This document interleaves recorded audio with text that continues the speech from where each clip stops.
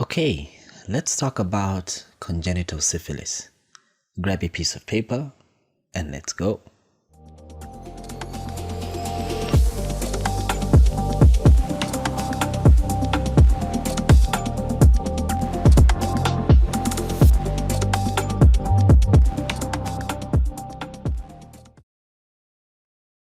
Hello and welcome to MK's Medical Review Series. My name is Dr. Moses Kazivu. This is a series on my YouTube channel where we look at medical topics in depth.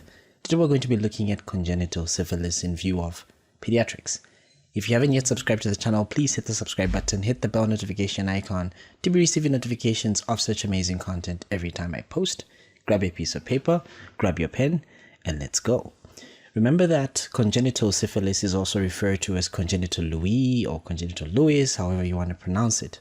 This is simply going to be this multisystemic infection that's going to be caused by a spirochete, which is known as Treponema pallidum. This spirochete has a helical structure, and it actually is the most common congenital infection in our setting. So which is why we should check for this infection in newborns. We should check for this infection during pregnancy. Remember that the overall risk of transplacental infection of the fetus is about 60 to 80%, and the likelihood is increased during the second half of pregnancy. Also remember that syphilis is the only maternal infection that is associated with the recurrent abortions. Hence, the TORCH screen should include a VDRL. I'll explain what VDRL is later on in the video. Remember that untreated syphilis in pregnancy is also associated with significant risk of stillbirth as well as neonatal death. Maternal syphilis can actually be transmitted throughout the pregnancy, but more commonly we see this transmission later in pregnancy as the placenta begins to thin out. And even if the mother has an RPR or VDRL which is negative early in pregnancy, this will not exclude congenital syphilis because the test is only going to become positive 2 months after the infection. And with the rapid test, we're likely to see more false negatives in certain mothers, especially those that are at high risk. Remember that in neonates that actually contract syphilis, it can be classified according to two main groups. You have what is known as early congenital syphilis, those that are presenting with manifestations between birth up until the age of 2 years. Then you have those that have late congenital syphilis, those that are presenting after 2 years. Some clinical features, remember that most of these infants are going to be asymptomatic and the infection may actually remain clinically silent throughout the rest of their life. And some of them are going to have symptoms depending on the stage of the syphilis.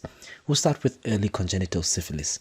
Remember that this one is going to be in the age bracket of less than 2 years. Most commonly, these symptoms are going to be manifesting in the first 3 months of life. What exactly do we see? We may see pneumonia alba, you may see these bulla skin lesions. How do you describe them? They're these vesicular bullous eruptions, or they could be macular copper colored rash, which you're going to be seeing on the palms and the soles, as well as these papular lesions around the nose and the mouth, as well as in the diaper area, as you may also see some petechial lesions. Remember that these skin lesions are going to be pooled or containing large amounts of these spirochetes, and they are quite infectious, especially when you come into contact with them. You may have generalized lymphadenopathy, you may have hepatosplenomegaly, infants may actually have failure to thrive, and may have this characteristic mucopurulent or even blood-stained nasal discharge, what we refer to as the snuffles. In some infants, it may actually present as meningitis, choroiditis, hydrocephalus, seizures, and others may actually even have intellectual disability. Within about 8 months of life, you may have some bone involvement. You may have osteochondritis or chondroepiphysitis, and then of course this is especially affecting the long bones as well as the ribs, which may cause pseudoparalysis of the limbs as well as certain characteristic radiological changes in the bone that I will allude to in the coming slides. Here's a picture of a child that actually has a vesicular bullous rash on the palms of the hands. You can see it also on the axilla. You can see it on the face of this newborn. So this is a child that has congenital syphilis. Then on the other end of the spectrum, you have the late congenital syphilis, which is typically going to be manifested after 2 years of life. This is going to be consisting of these gummatous ulcers that tend to affect the nose, the septum, and the hard palate, as well as periosteal lesions that result in what we refer to as Saber shins. I'll show you a picture of this. You may have bulging of the frontal and the parietal bones. Remember that you may also have neurosyphilis, which is usually asymptomatic, but you may have juvenile paresis. You may even have Thebes dorsalis, where it affects the posterior dorsal column, then you may also see these things. Additionally, you may have optic atrophy, which is going to lead to blindness occasionally. You may have interstitial keratitis, which is the most common lesion that frequently affects the cornea and can lead to corneal scarring. You may also have neurosensory deafness, which happens to be progressive and may actually occur at any age. Then, of course, there are some characteristic findings that you see when you examine this child, such as Hutchinson incisors, which are pretty much notched incisor teeth. You may have Mulberry molars. You may have perioral fissures. You may also have maldevelopment of the maxilla, resulting in what we refer to as a bulldog face. But we do not want to actually attach this name to a patient. Then, of course, you may have a depressed nasal bridge, what is referred to as a saddle nose. So here are pictures. So here you have a saber shin, which is obviously osteoperiositis. Then you can see that's affecting the tibia. This is going to be leading to this characteristic saber shins, which are present in infants that are, or children rather, that are born with congenital syphilis. And of course, you may have interstitial keratitis, which is what we see here. We are going to be seeing some degree of corneal opacity. As you can see, this is appearing whitish. And then, of course, there is this neovascularization, this faint pink area that you can see that is surrounding the cornea because of these new blood vessels that are forming. You may also have this Hutchinson teeth, which are pretty much this triangular shaped deformity of the right upper quadrant and the left lower incisor. Of course, this is also attributed to congenital syphilis. These are the Hutchinson teeth. Now, how do we diagnose syphilis? Remember that the diagnosis of early congenital syphilis is done through clinical evaluation. It's done through dark field microscopy of the lesions, the placenta, and the umbilical cord. You may also have serological testing of the mother and the neonate, possibly even having a CSF analysis. Remember that the diagnosis is going to be suspected based on the maternal serological testing, which is often routinely done early in pregnancy and in some cases repeated in the third trimester as well as at delivery. And remember that with the venereal disease research laboratory test, which is also referred to as the VDRL, you may get a false positive result, which is usually a low titer, less than 1 to 116, which can occur in certain conditions such as EBV, Epstein-Barr virus, varicella zoster virus, hepatitis, measles, tuberculosis, SLE, lymphoma, mycoplasma, and even some protozoa infections. You may see it also in connective tissue diseases. Even just pregnancy itself can give you a false positive. You may see false negative tests in the rapid tests, which can be caused when the antibody titer is actually very high. We call this as a Prozon effect. And then, of course, laboratory testing can include dilution in suspicious cases. Then, of course, the neonates to the mothers who have this serological evidence of syphilis have to undergo a thorough exam. You have to perform dark field microscopy or immunofluorescent staining of any skin lesions or mucosal lesions, as well as a quantitative non-treponema serum test. We usually perform 2 of these tests, and which we do in our setting. You may do a rapid plasma reagent as well as a venereal disease research laboratory test. Then, of course, remember that the cord blood is not going to be used in the test because the results are actually less sensitive and less specific.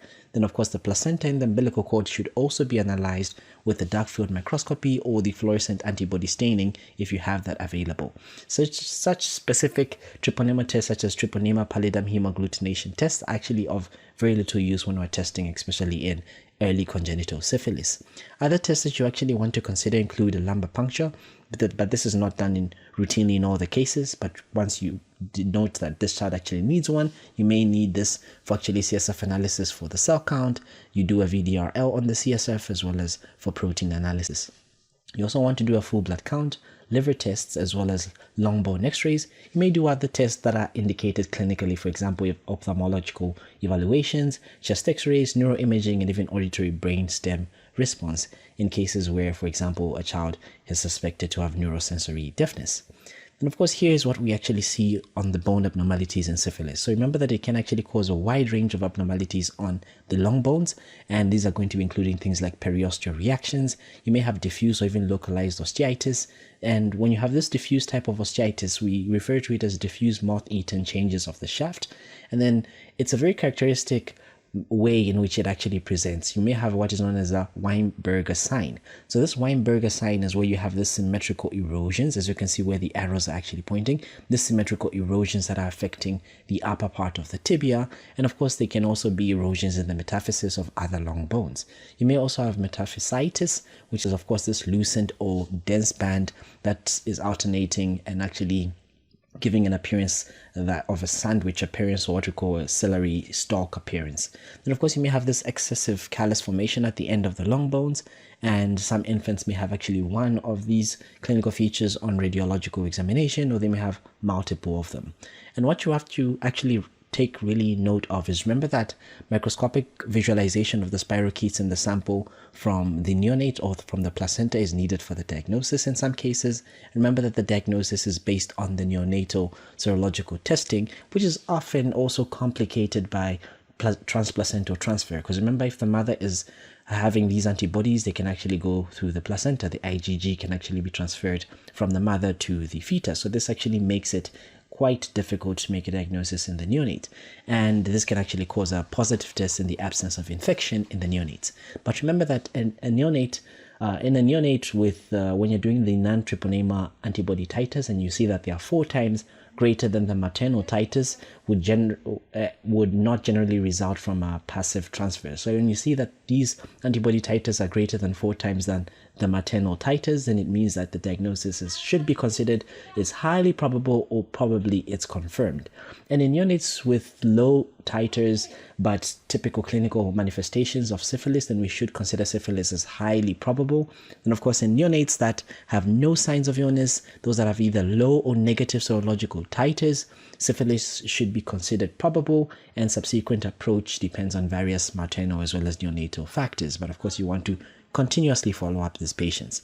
Then we should also use fluorescent assays for anti-treponema IgM, which are not really transferred from mother to the child, but of course this has a lot of controversy, and such assays can actually be used for the detection of neonatal infections. So any positive non-treponema test should actually be confirmed with a specific treponema test to of course exclude a false positive result.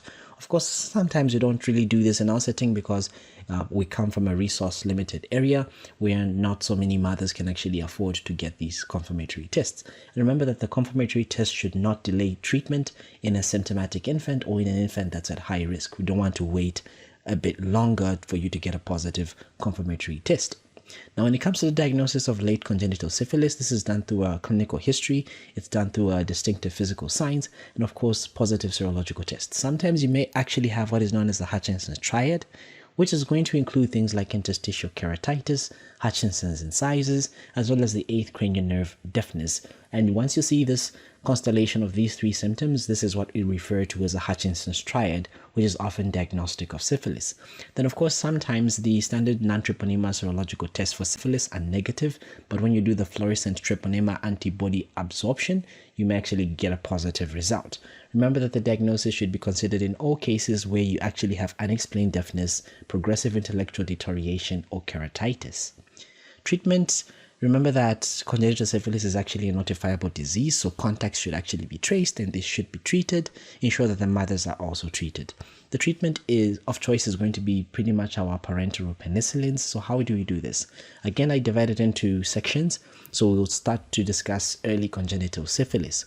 So in those that actually have a confirmed result, or highly probable cases, what is recommended by the CDC is giving them the crystalline penicillin G, or your benzopenicillins, also referred to as Xpin. So this is going to be given at 50,000 international units per kg every 12 hours for the first 7 days, then every 8 hours thereafter until you reach a total of 10 days. If you do not have this and you have procaine penicillin G, you can give 50,000 international units as an intramuscular injection once a day for 10 days. And remember that benzopenicillin should be continued together with any other antibiotics that the child is on. And if you actually interrupt the treatment for more than 1 day, then the entire course is actually repeated and restarted from the beginning. Ceftriaxone can be used as an alternative for those in places where you do not have benzopenicillin.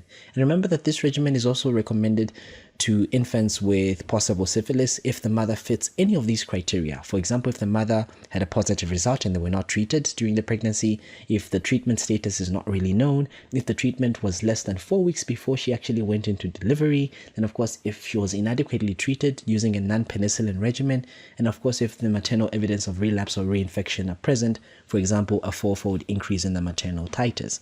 And remember that in infants with possible syphilis whose mothers were actually not adequately treated, but this infant is actually clinically well and they have a completely negative evaluation, we can just give them a single dose of benzopenicillin, actually not really benzo, but benzathine penicillin, 50,000 international units. We can give this as an intramuscular injection, and this is actually an alternative treatment of choice in selected cases, but only do this when you can ensure that you can actually follow up these patients.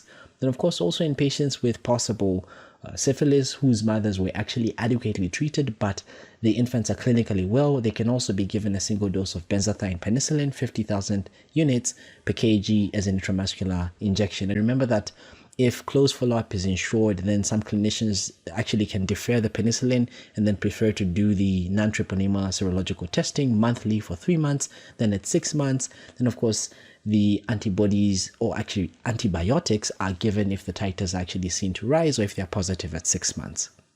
Then in the older children and the children with newly diagnosed congenital syphilis, we want to make sure that we examine the CSF before we start treatment, but of course this is not routinely done. And of course for children that have late congenital syphilis, we want to treat them with our crystalline penicillin G. Of course, 50,000 international units. In this case, you give it IV every 4 to 6 hours for 10 days. Plus, after you give this entire treatment, you give them a single dose of benzathine penicillin G, 50,000 units per kg as an intramuscular injection once they've completed the IV therapy. Alternatively, if a full evaluation is completely negative and the child is asymptomatic, you can just opt to give them the benzathine penicillin G, 50,000 international units, once a week for 3 doses. Then, of course, you follow them up. Remember that many patients actually are not going to revert to seronegativity, but they do have a 4-fold decrease in the titers of the reagent antibody. So you should see a 4-fold decrease in the titers. They may not necessarily be negative, but the titers should be reducing. And remember that patients should be reevaluated at regular intervals to ensure the appropriate serological response to the therapy has occurred and that there is no indication of relapse. Then of course, if they get interstitial keratitis, this is usually treated with corticosteroids and as well as atropine droplets, but of course you should make sure that you consult your ophthalmologist. Then of course patients with neurosensory deafness may actually benefit from penicillins in combination with a corticosteroid, so you may give them prednisone 0.5 milligrams per kg orally once a day for 1 week. Then you follow this by 0.3 milligrams per kg once a day for about 4 weeks, after which the dose is going to be gradually reduced over 2 to 3 months, though the corticosteroids have not been critically evaluated in these conditions. For pregnant women, remember that pregnant women in early stages of syphilis are supposed to receive benzathine penicillin, 2.4 million units intramuscular injection is a single dose. Then of course for those that are in the later stages of syphilis or those that have neurosyphilis must be treated according to the appropriate guidelines or the appropriate regimen recommended by the CDC. I won't go into details of that in this video. And remember that occasionally you may have what is known as a severe Jarisch hexamer reaction, which is going to be occurring. Remember, when you start treatment of syphilis, you're killing off this treponema species, and they're going to be actually releasing their toxins into the blood, causing this violent reaction. And of course this can occur after the therapy, and this is what actually has been one of the causes that is related to spontaneous abortion. And patients that are actually allergic to penicillins are supposed to be desensitized and then treated with penicillins. Then after adequate treatment, our RPR, that's your rapid plasma reagent, and your venereal disease research laboratory tests are going to show a decrease in about 4-fold by about 6 to 12 months in most patients, and then they should revert to negativity by 2 years in nearly all the patients. Erythromycin shouldn't be used as an alternative because it's inadequate for both the mother and the fetus, and so we do not recommend it. The tetracyclines are also contraindicated. Now, how do we follow up our patients? Remember that all seronegative patients and those whose mothers were seropositive should have a VDRL or RPR titers done every 2 to 3 months until the test is non-reactive or the titers have decreased by 4 folds. Then of course in unaffected and successfully treated infants, the non-treponema antibody titers are usually non-reactive by about 6 months. Then, of course, those that passively acquire the treponema antibodies may no longer be present, perhaps longer than 15 months. Then, of course, it's important to always remember that the test that you initially started to do, if it's an RPR, make sure that you continue doing the RPR. If it's a VDRL, make sure you continue doing the VDRL on this mother, the neonate, the infant, or the young child as you follow them up. Then, of course, if the VDRL RPR remains positive past the 6 to 12 months of age, or the titers are increasing, then the infant should actually be reevaluated. You may consider doing a lumbar puncture for CSF analysis. You may consider doing a full blood count, long bone x-rays, and other tests that are actually going to be clinically indicated. Now, how do we prevent this? Remember that routine testing for syphilis is going to be done in the first trimester, especially if they live in a community where there's a high rate of syphilis or they have high risk factors of syphilis. You also want to retest them at the third month of pregnancy. You also actually the third trimester, not the third trimester, and also at delivery. And in about 99% of the cases, adequate treatment during pregnancy actually cures the mother and the fetus. And in some cases, syphilis treatment late in pregnancy actually eliminates the infection, but you may not actually eliminate some of the clinical features, and the child may actually be born with some of the clinical features of syphilis. Then, of course, treatment of the mother less than 4 weeks before delivery may not actually eradicate the fetal infection, so we still have to treat the neonate. Then, of course, the congenital syphilis is often diagnosed with, when it's congenital syphilis that's diagnosed, other family members should actually also be examined, and serological evidence of the infection must also be sought out. Then, of course, retreatment of the mother in subsequent pregnancies is necessary only if serological titers suggest a relapse or an infection. Then women actually who remain seropositive after adequate treatment may actually have been reinfected, and these should be reevaluated. Those that are without any lesions, those that are seronegative but have had exposure to a person known to have syphilis should actually be treated, because about 25 to 50% of them have a chance of having acquired the syphilis from this person. I really hope you enjoyed this video and this lecture on congenital syphilis. If you did, hit the like button, drop a comment below, show some support, share the link of the channel as we're on the road to 6,000 subscribers to Zambia and beyond. My name is Dr. Moses Kazevu. Until next time, bye-bye.